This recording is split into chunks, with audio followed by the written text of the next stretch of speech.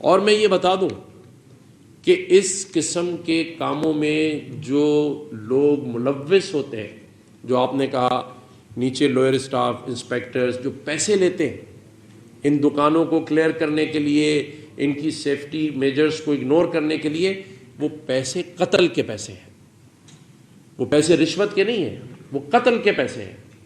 کیونکہ اس سے کیا ہوا ہے، ایک آدمی نے رشوت لی، راستے میں دکان بنا دی، جو فائر ایگزٹ راستے ہیں ان کے اوپر دکانیں ہیں، انتظامیہ جو اندر کی ہے، جو بلڈنگ کی انتظامیہ اس کی خاموشی ہے۔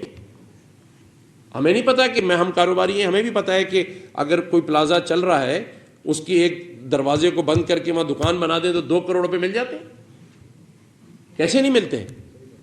تو یہ جو گھناؤنا جرم معاشرتی طور پہ کیا جا رہا ہے معاشرے میں، اور انتظامی طور پہ اس پر آنکھ بند کی جا رہی ہے، دونوں کو ہم نظر انداز نہیں کر سکتے۔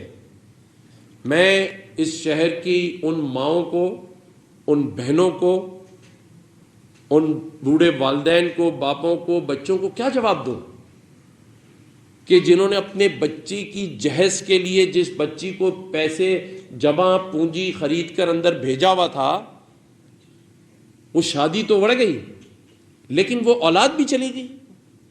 وہ پریگننٹ ماں جو مدر کیئر کی دکان میں جا کے اپنے ہونے والے 2 مہینے کے بعد بچے کے لیے سامان خریدنے گئی تھی، وہ بچے سمیت اس دنیا سے چلی گئی۔ وہ جواب کون دے گا؟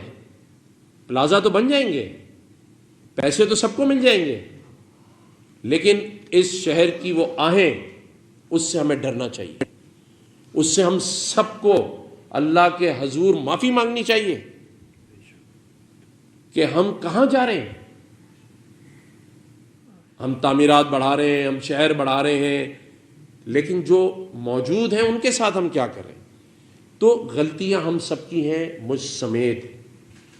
ہم ایک دوسرے کو نیچا دکھانے میں اتنے آگے جا چکے ہیں، ہم مینج کرنے کے عادی بن چکے ہیں، ہر چیز کو مینج کر لیں، فلانے آدمی کو مینج کر لیں، اس کو سمجھا لیں، اس کو بٹھا لیں۔ یہ نہیں ہو سکتا۔ ہمیں اس واقعے سے سبق لینا ہوگا۔ آگے کوئی ایسا خونی پلازا اگر اس شہر میں کھڑا ہوا ہے یا موت والا پلازا بننے جا رہا ہے، ہمیں دونوں کو روکنا ہوگا۔ یہ ہدف ہونا چاہیے۔ یہ نہیں ہونا چاہیے کہ ہم سارا زور اس بات پہ لگا دیں کہ یہ کیسے ہو گیا۔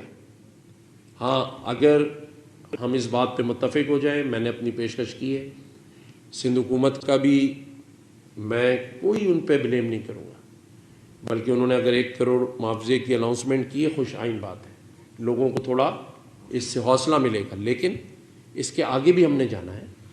ہم نے آگے آئندہ ایسے واقعات نہ ہوں، اس کے لیے قانون سازی تو موجود ہے، امپلیمنٹ موجود نہیں ہے۔ امپلیمنٹیشن کے لیے ہمیں سب سے پہلے، میں سمجھتا ہوں چیمبر کی ایک بہت بڑی ذمہ داری، جاوید بھائی آپ کے ہاتھ میں آ گئی ہے۔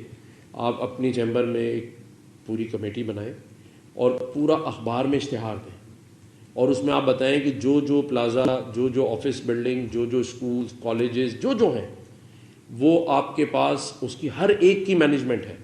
اور اگر میں اس کے آڈٹ کی بات کروں تو اگر 1000 دکانوں کے 5,500 سے اس پلازا میں لیے جا رہے تھے تو کروڑ روپے ہیں مہینے کے، وہ سارے اپنے آڈٹ کے ساتھ اور اپنے کام لے کر آپ کے پاس کمیٹی میں آ جائیں کہ جی میرے پاس یہ سسٹم نہیں ہے فائر جو آپ بتا رہے سیفٹی کا، میرے پاس راستہ نہیں ہے، میرے پلازا میں پرانی مینجمنٹ نے دکان بنا دی ہے، اس کو توڑوایا جائے۔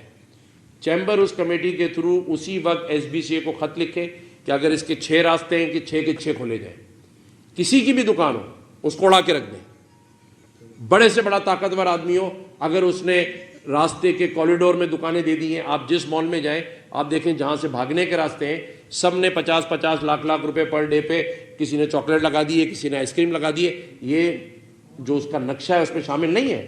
کل بھگدڑ مچے گی تو کہاں سے بھاگیں گے؟ پیسہ کمائیں یا جان بچائیں؟ تو یہ چیمبر اس معاملے کو ٹیک اپ کر لے اور اس کے بعد اداروں کو ڈائریکشن دے، اور اگر آپ کی ڈائریکشن نہ مانی جائے تو پھر ہم بیٹھے، ہم مل کر کام کرتے